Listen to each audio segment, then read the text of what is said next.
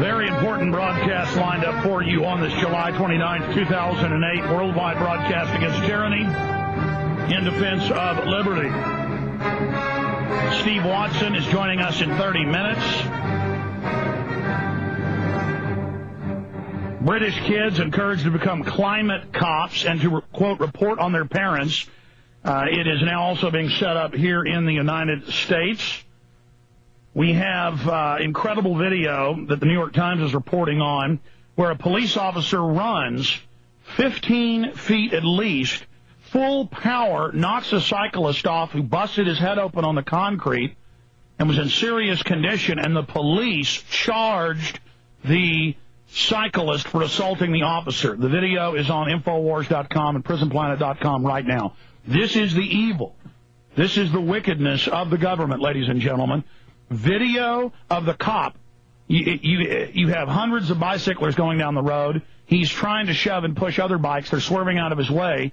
He becomes enraged and runs like an NFL linebacker and full power. Guy had to have, played football in high school. Hits the cyclist on the side, knocking him with full leverage power, head first, slamming into the curb. What did they do? They booked him. That's how America works. And it's going to get a lot worse. And all of you sickos on the message board and the comment areas and commenting on the YouTube that the cyclist deserved it, the IRS is going to take everything you got. Your children are going to be drafted to fight at endless wars. You're going to be abused, too. And I want the evil police that are part of this to know something. Not the good ones, but the bad ones that are backed up by the city halls and the governors and the feds. Bad stuff's going to happen to you at the hands of this new world order. Tyranny goes around, ladies and gentlemen. And you think you're going to escape this wickedness, and if that isn't bad enough. Headline, here I have in the stack. Missouri police taser injured boy 19 times. The Tattletale Society. The young man was 16-year-old, no criminal record. They tested his blood, no drugs. Walking home after his late-night job over a highway overpass. Someone said it was suspicious to have someone walking down the highway. This was in the Ozarks. And then the next we hear, he's fallen off the bridge. This is what the police are saying, but they won't release the squad car video. His back is broken. It knocked his foot off. The 35-foot-plus fall knocked his foot off. It says broke his foot off. He is bleeding and broke back. He has a broken back. He is paralyzed from the neck down. The police then pound him in the face because he wouldn't get up, double black eyes, and then taser him 19 times for not getting up. Oh, yes, we have the local newscast where they don't even report that till the end. It's kind of like, oh, he fell and broke his back and then got, by the way, tasered 19 times. This is the savage evil of hardcore felons and criminals and thugs joining the police force and being chosen for this. It is off the charts evil. The video that's up on PrisonPlanet.com of this happening. In fact, it was posted on the main page yesterday. It's already rotated into the police state archive. I want to get that posted back on the main page of PrisonPlanet.com and Infowars.com. Just absolutely incredible. And we get videos like this now every day.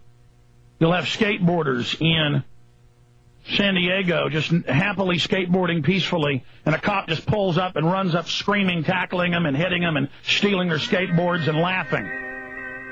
Video of children playing with toy cars. Cops come up and just go, ah, stomp them. You couldn't make this up.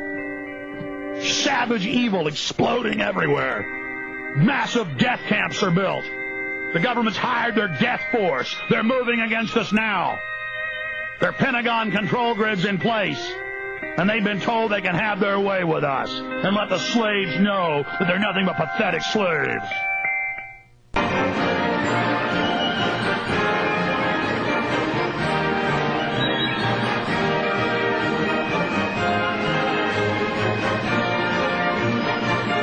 You know what makes me angry? But more than making me angry, makes me sad for this country. We now have institutionalized corruption in the United States. We've always had problems. There's always been bad apples in government. But when it becomes institutionalized, you have tyranny.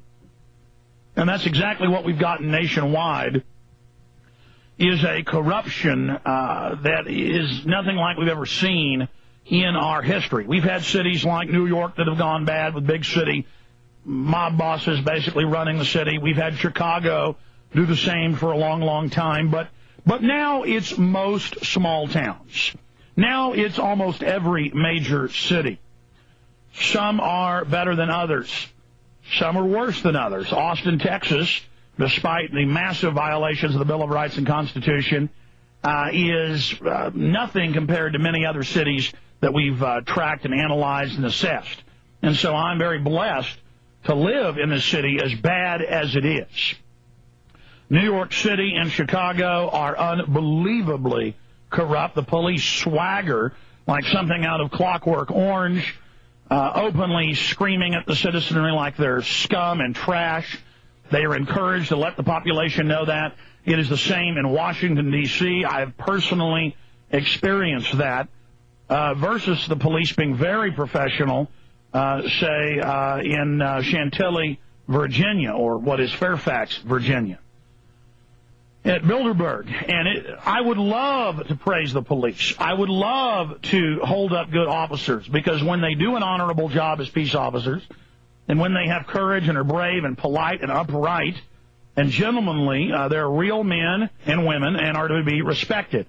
But when they become tools of corrupt systems, whether federal, state, or local, they are the greatest threat to our individual lives, liberty, property, and our country's name. And for the last 2 decades, they've had shows like Cops, where they always show the public as white trash scum, where all they ever show you is the guilty people, the drunks, the trash, and the police are always shown in a good light. And so that created a type of mindless brainwashing of the police and the public.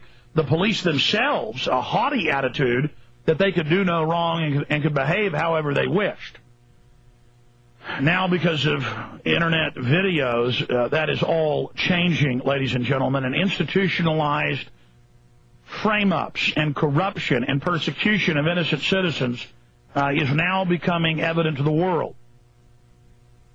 When a young man asks a question, lines up to ask a question in Florida, and asks his question, the security guards believe in America that you're not supposed to ask questions. Then the college police get there and grab him around the neck, even though Kerry was saying, let him finish his question. He came to the microphone, they drug him out, and on video he put his hands out with 3 people sitting on top of him and looked up, lifted his head and said, "Don't taser me, bro," as the officer pulled out the taser, relished the moment, and then tasered him. There's the famous video in San Diego there at the State College where they come into the library. He doesn't have his ID. He tells them, "I don't have an ID." He was a straight-A student there, a junior. And then we interviewed him. That was like a year and a half ago now. These are just some of the famous cases. And he says, "Show me your ID." And he says, "I don't have one." And the guy pulls a taser out and says, "You will show it to me. You will comply." It's used as a torture device, paying compliance. And he said, "Look, I'm leaving." And the officers started tasering him and tasered him 8 times in the back, and then would say, "Get up," only 5 seconds after each taser, which was impossible. And the tasering went on and on and on and on and on. There's many famous cases of where, on video from the jails, where you've got a drunk in there,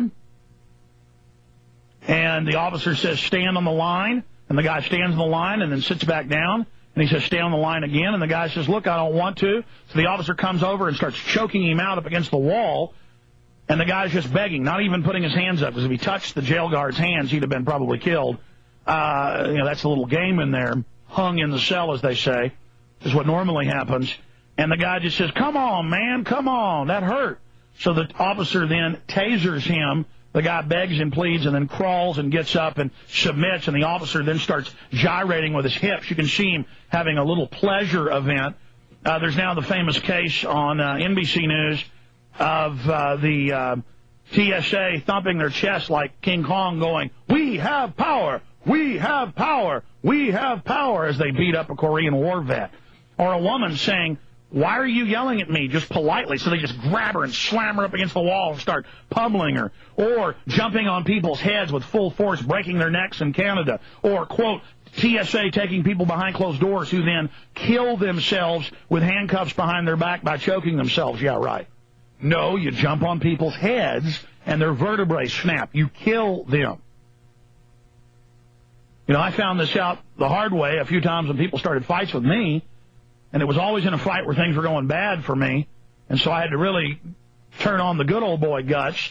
And, you know, you punch somebody right, they go into a coma for a few months, and you get sued. Even if they started the fight with you and you have witnesses, you got to go to court and defeat those charges and call in the witnesses, as I had to do when I was a teenager.